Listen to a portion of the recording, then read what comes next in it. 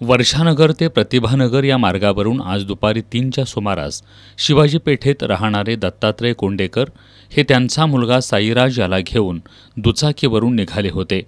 यावेळी समोरून भरधाव वेगानं आलेल्या चारचाकी मोटारीनं त्यांना धडक दिल्यानं कोंडेकर पितापुत्र जखमी झाले. मात्र अपघातानंतर संबंधित चारचाकी मोटरचालकानं पळ काढलाय.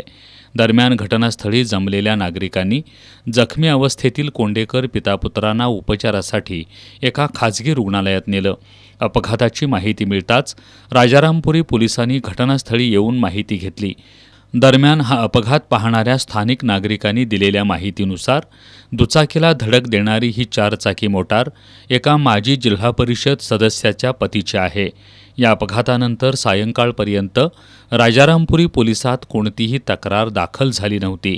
मात्र पोलिसांकडून संबंधित चारचाकी चालकाचा शोध सुरू असल्याची माहिती पोलीस निरीक्षक सुशांत चव्हाण यांनी दिली आहे.